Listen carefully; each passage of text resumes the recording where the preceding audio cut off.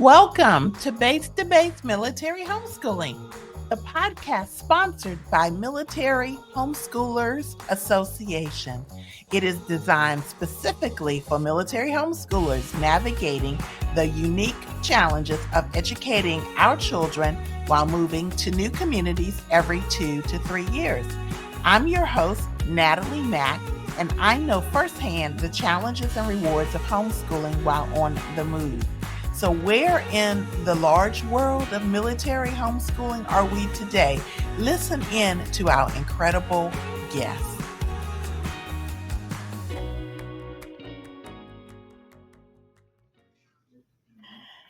Hello, everyone. So I am Natalie Mack. I am the founder of Military Homeschoolers Association and the host of our Base to Base Military Homeschooling podcast. I am excited to be before you again today. We have an amazing guest. This is our first school liaison guest. Woohoo! I'm so excited about that. I am a fan of the school liaisons. And if you are a military homeschooling family and you have not connected to your school liaison and you're looking like, why is she a fan of that person? It's because I know how awesome these school liaisons are. And I know how hard they really work to connect to us. And so you may not have had that same experience, but we're working on that and we're getting the community together. And in that vein, we are excited to have our first school liaison, like I mentioned, Matrice Brooks. She is here representing JBA, which is Joint Base Andrews. She is the school liaison program manager. And so she is one of the amazing Air Force school liaisons headed up by the fabulous Lori Phipps down in San Antonio, Texas. And so, all right, Navy, Marine Corps, gosh, who else? Army, you got to catch up, okay? Because Air Force is leading this. I was going to say, Matrice is like, yes, got to catch up, right? Right. So let's talk a little bit about your role as a school liaison and how do you assist military families? I'll go ahead and open it up to you. Okay. Well, first of all, Natalie, thank you for inviting me to do this podcast. You're welcome. Well, first and foremost, the School Liaison Program is the Chief of Staff of the Air Force Quality of Life designated program. So that's very important. Mhm. And as School Liaison Program Managers, we were formerly known as the SLO, but we're now School Liaison Program Managers. And it's a civilian who works as a bridge between military families, schools, communities, and their military installation. And the role exists because military families often face unique educational challenges due to frequent moves, due to deployments, and varying school systems. Our roles consist of a lot more than just transitioning support. Help families when they move to new duty stations, but by providing them information about local schools. We also, one of our roles is advocacy and problem solving. We provide information and resources. We make those connections because we're always doing partnerships and in communication. And we do support programs and events. So, in short, a school liaison is the go to resource for ensuring for military families have the best chance to thrive academically and socially, no matter where their family live. I love it. I love it. So, you all who are listening, our audience, did you hear how many things the school liaison does? Did you hear those tasks and those assignments? And that is for you as a military homeschooling family. And so we're going to unpack it a little bit more. But I want you to know that this person here at Joint Base Andrews, as well as across the large military community, the branches have resources such as the school liaison, amazing resource to get you connected as a homeschooling family there at your new installation. And even if you have been at the installation for a while and you're listening and thinking, oh, I didn't know this person existed, it's never too late to reach out and introduce yourself and say, hey, I'm here and what resources do you have, and have a conversation. So I know most school liaisons I've talked to are like, the door's open. And I would imagine Matrice is the same, right? Yes, exactly. Yep. Yeah. So she welcomes you to make contact. It can be challenging, you all, for school liaisons to find us. So we like to kind of fly under the radar a little bit as homeschooling families, but come on outside and check her out and make contact if you're there at Joint Base Andrews. And so, how have you partnered with military families that homeschool? What are some things that you have experienced, and how have you been able to help? Well, like I said, a lot of the families that come in, especially homeschooled families, we help them with that transition. I always send out a welcome letter to families that I know that's coming in. Again, that partnership focus. So I work with military personnel to get those lists of those military members that's coming in. So I make sure that I reach out to them. It's never too early to start planning your move. So please don't be afraid to do that, to reach out to that school liaison. If you don't know who your school liaison is, make sure you go on Military One Source and say, find my school liaison. But to part with them, I do that transition. I help them understand what the homeschool laws are for that particular state, give them resources, connect them with other homeschool representatives or the homeschool director here at Joint Base Andrews, give them, if they're interested in a lot of homeschoolers may change their mind and put enroll their child in a public school part-time. Yeah. So make sure that they understand those rules and those laws. Again, it's just the communication. That's how I partner with and give them those resources. I love it. I love it. And so, the school liaison program manager, she said, which is what the Air Force calls the what we probably traditionally have called a SLO, right? The school liaison program manager really works really hard at understanding homeschooling and the laws. And so if you have questions about that, you can reach out. They know how to connect with other resources to get the support they need to be able to inform you well.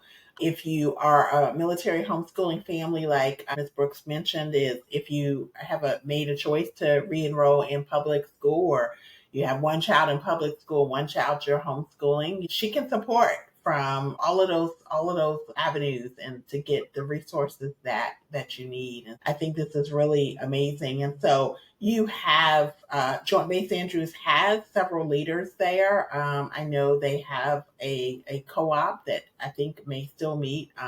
Do you know much about the co-op there and the leader? Have you had a chance to connect yet? Oh yes, I have a great relationship with there's actually two co-ops here at Joint Base Andrews. It's Joint Base Andrews Homeschool Educators and Classical Conversations.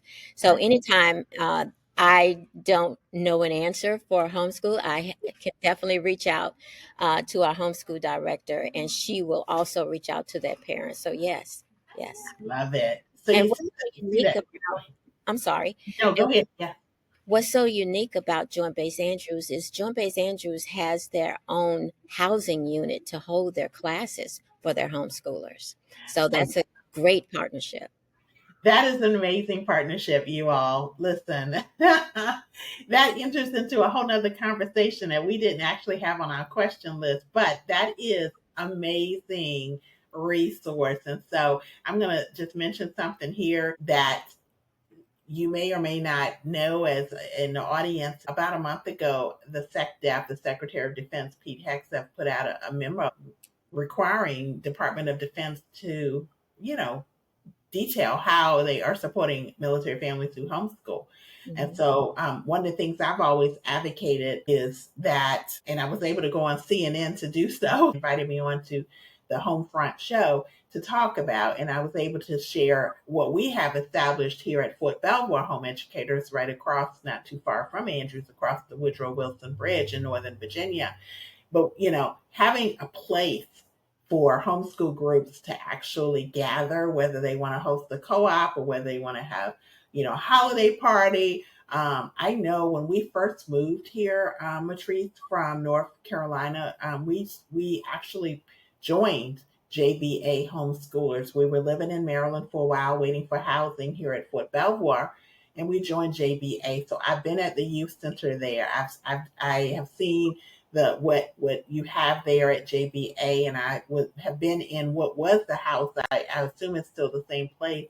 And we were able to do school pictures in the backyard with this beautiful tree. So like this is amazing. So anyone that's listening that can wants to know how can school liaisons and installations help military homeschoolers. One big way is find them a place they can meet, that they can gather, right, to host programs and all. So that was a big segue, but I'm excited that JBA has that, and I think it's amazing. I wanted to shout the installation out, and you as a school liaison for being part of that and making sure that's available. Um, so we know though that there are other resources, right, on the installation. We're going to go down to some questions we have under our support for homeschooling families. And so the next section, I wanted to know like what else is there in terms of some things that are installation based resources or support for your homeschoolers. Joint Base Andrews has a large supporting system for our homeschoolers, a strong relationship with the base library. They have different classes, STEM classes, resources, online tutoring services where the homeschoolers can come in during school time when other public schools are in session. They have the youth center as a resource where they can utilize it as physical education or extracurricular activities because the youth center has instructional classes, it has sports. They have a STEM center of innovation where the homeschoolers can go in and take, upon request, of course, Mhm. to utilize the STEM lab. Wow. Nice. Also, um, with PA, with the public affairs and the community engagement, I'm able to request base tours for the homeschoolers so they can explore those other careers in the military. There, like I said, there's a large resource. And of course, MWR, our outdoor rec, they offer field trips, they offer equipment, uh, camping, anything that they may need, tickets if they want to go on a trip or something, a fun Yeah. trip, recreational trip. Right. And of course, they have that communication with the chapel and the commissary. So, yeah, Joint Base Andrew definitely supports our homeschoolers. That is amazing. So all those resources are available.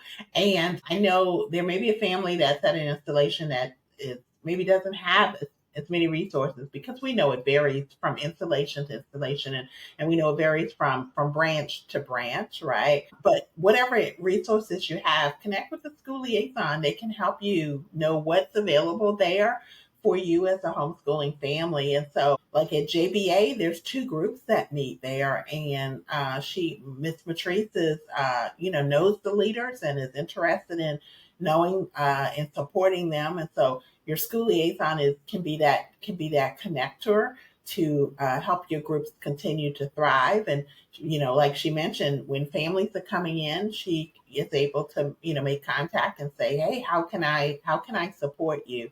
So that's really awesome. I love that. Um, and so I'm trying to think what else we want to talk about a little bit. So you mentioned if families want to, if they want to enroll back into the local public school, how do you navigate those relationships? What does that process look like? Well, knowing about the state homeschool laws from PCS and is crucial for military families who are homeschooling because homeschool laws vary dramatic from Mhm. state to state and country to country. Right. And so we ask parents when PCS and to please reach out to their school liaison Hmm. because the challenges for like homeschool rules and are state specific. So notifications. Some states require that you file an intent of notice that you're going to homeschool your child. Others don't. Here in Maryland, we do require that you do a notice of intent to the superintendent, a letter to the superintendent. The record keeping, many states require you keep attendance, work samples, or portfolio. Right. Also, there's the testing and the evaluation. Some states require annual standardized tests or teachers' evaluations, others do not. And of course, there's even the law about, some laws, some states require that parents are qualified to do homeschool. A few states said that parents' education level has to be at least, a high school diploma. Mm-hmm. Maryland does not require parents or other instructors providing homeschool instructions to have a teaching certificate. So we want to make sure that the homeschoolers comply Mm-hmm. with the new state laws when they PCS. Mm-hmm. So they can't go by the law for homeschool of the state that they left. They have to be a resident of that state and abide by those laws within that state. And sometimes when our homeschoolers or military families come in, they're lodging for a while until they find a residence. So you have to understand that, and that's also the school systems have to understand that as well, and how Yes. to work with the homeschoolers and their needs. Right. So, and then of course, I'm sorry, I keep going on. Oh, you're doing perfectly well. Yes. But of course, then you have to think about the special education, how that affects homeschoolers, um, Exactly. how it works with the individual education plan, the IEPs or the 504 plans to make sure that they're able to accommodate. So you have to keep all that in into and let the families know about that. Mm-hmm. I love it. I love it. And you made some excellent points. Gosh. So families that are homeschooling, yeah, you heard what Ms. Brooks said. It's right on point. All of it was that you homeschool based on where you physically reside. And matter of fact, where your children physically reside, which as a homeschooling parent, you may think, well, that's going to be where I am. And so, but it may not be where your sponsor is, where your service member is. So I always say it's where the children reside, right? Because they're the ones being homeschooled. You're the adult parent. And so it's really important to know the laws and be compliant, like Ms. Brooks said, to follow the law. It's not home of record; it's where you physically reside, and so school liaisons are able to support you in getting that information. And then, like if you have a student that you're thinking, oh, I really don't know how to navigate through the IEP process. Maybe they had an IEP from a public school. They can help you have understanding about that so that you can continue homeschooling. Or if you arrive and say, well, we homeschooled, but I'm really looking to put one of my children back into the local school, the school liaison can help you navigate that process as well. So I always like to say it's kind of like a not a counselor, but kind of sort of like you kind of like going to a counselor because you say, these are the things I need and these are the issues and struggles I have. And if it comes, into the ballpark of education, right, then this school liaison program managers are there to provide that type of support. Um, Yeah, Natalie, if I may add too, Please go ahead. Yeah. that partnership is a strong thing with us, the school liaison program. And so when it comes to special education, I also work with the Military Family Readiness Center and the EFMP coordinators.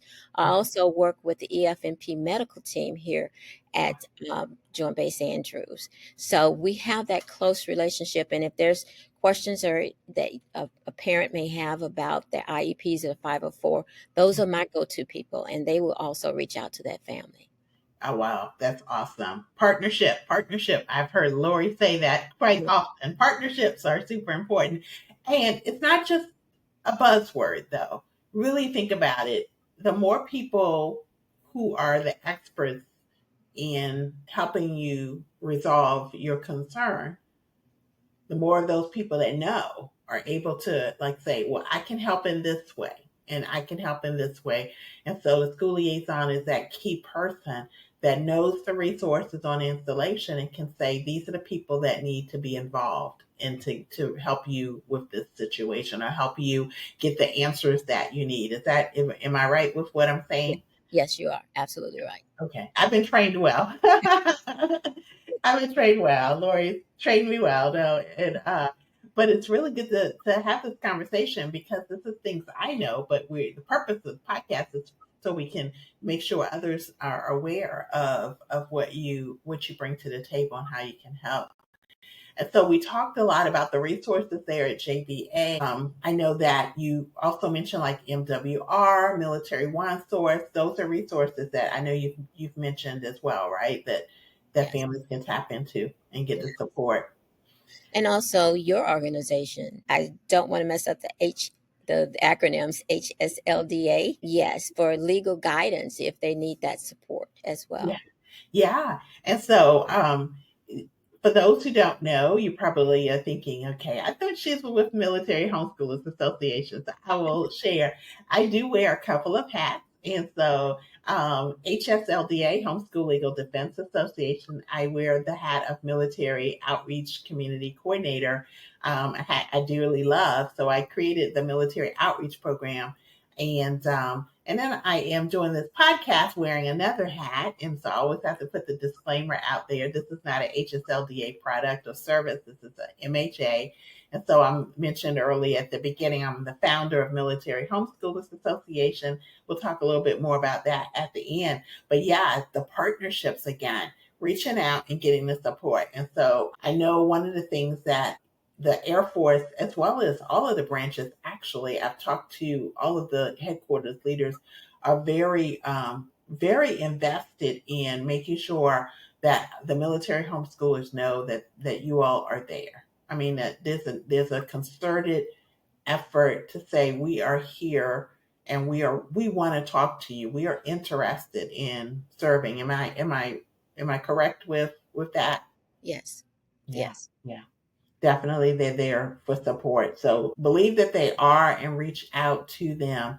So what if a family is PCSing? Let's talk a little bit about PCS and transition support for families, because we know there are families who don't move. We do know, like, you are in an EFMP status that maybe, I think, 4 or 5, you maybe, have to stay near a major medical center, or you can't relocate because of, the needs of the family or somebody in the family. But most of us PCS. And so if you have a family, what advice do you give homeschooling families who are preparing for a PCS move? Well, the first thing I tell them is to find that school liaison. Check with the school liaison that they're leaving from, the installation that they're leaving from, and they can put you in contact with the gaining school liaison. They need to know their school homeschool laws at their new location, and of course, the school liaison can help with that. They need to keep thorough records and portable records. They need to plan for those potential gaps that they may run into, especially if you have a child with special needs, and understand the part-time enrollment and extracurricular activities that homeschoolers are allowed to participate in. A lot of states do not allow a lot of extracurricular activities. Here in Maryland, they do support homeschoolers enrolling or participating in junior ROTC. And also know the facts and the laws about how to transition back to into public school and private schools if necessary. Yeah, see, so those are things that really would are useful for PCSing. I know as military families, Patrice, and this is what I hear you saying too, is like, get that information that you need for that next duty station, right? Exactly. One of the goals of this podcast, Base to Base, is most of our guests are going to be military homeschoolers who are at installations, and they can say, "This is what life is like here in terms of homeschooling. This is the law. These are the resources. Yes, I'm connected to Matrice Brooks and JBA. She's doing awesome things because she is. She's available to us because she is. Those type of things. So it's really important to get that type of information, and hopefully this base to base can serve as a tool to help families get those answers. But the school liaison is that resource as well to help you get those answers that you need. So it's super important that you tap into them, and they can help you get connected to the school liaison at your next installation, right? Like Right. they know each other, right? The Air Force is large, but they know each other. We help each other.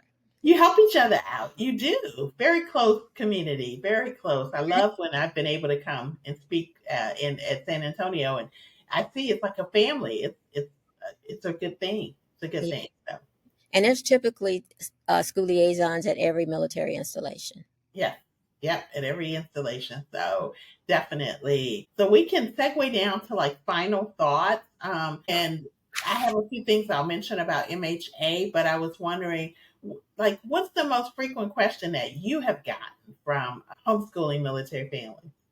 The first thing that they ask is, what do I need to do to get my children registered as a homeschool legally? Yeah, Exactly. exactly. And then they say, what is that process? And who are some people that I can contact? What are the co ops there? So, several questions. Yeah, several questions, definitely. And what advice would you give to a new military homeschooling family that's just starting their journey?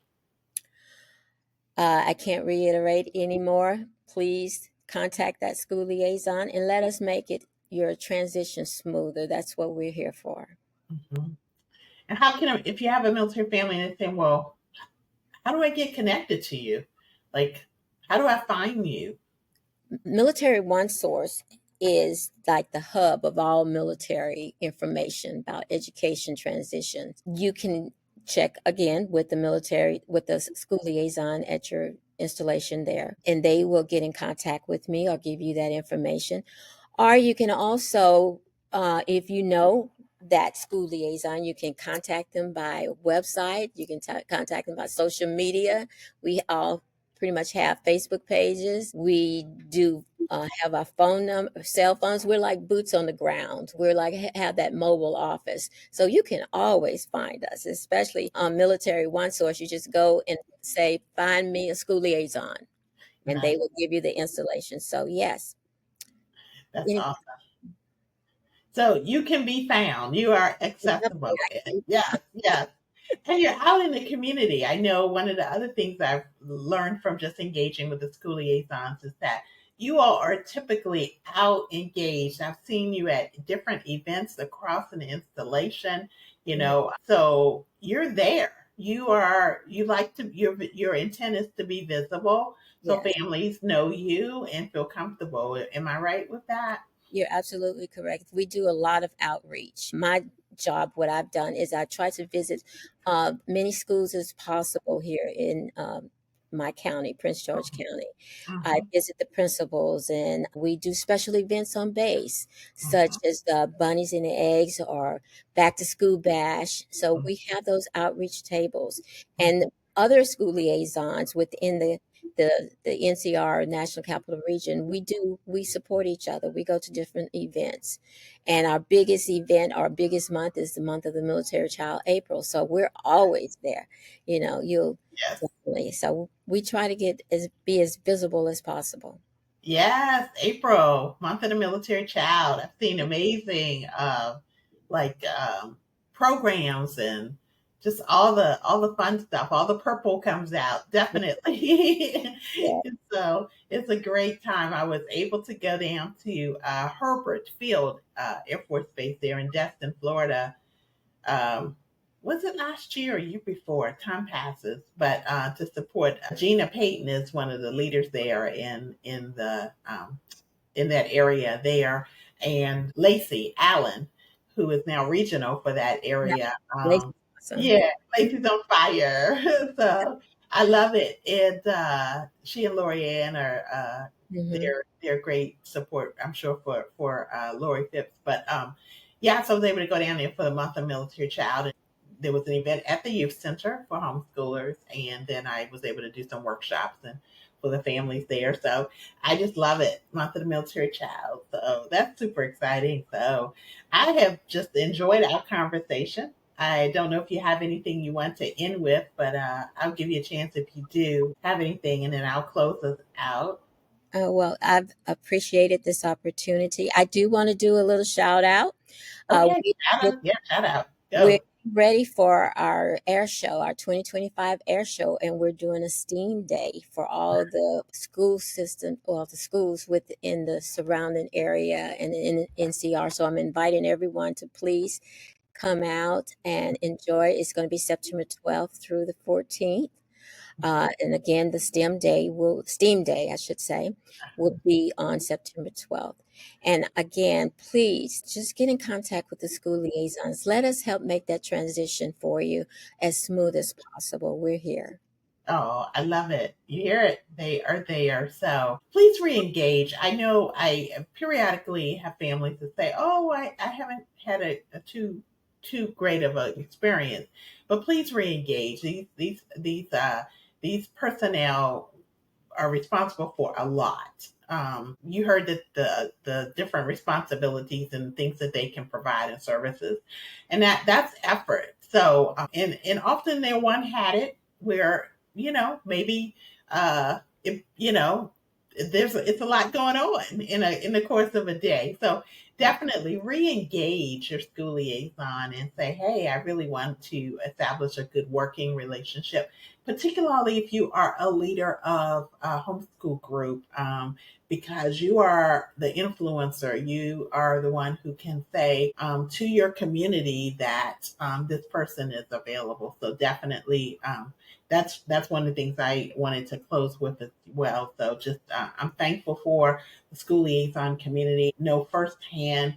I've had an inside look to see how serious they are about serving our community and how they really do want to engage. And so Matrice Brooks is an excellent example of the school liaisons, not just Air Force, which is fabulous, but across the branches. It's similar response, similar engagement.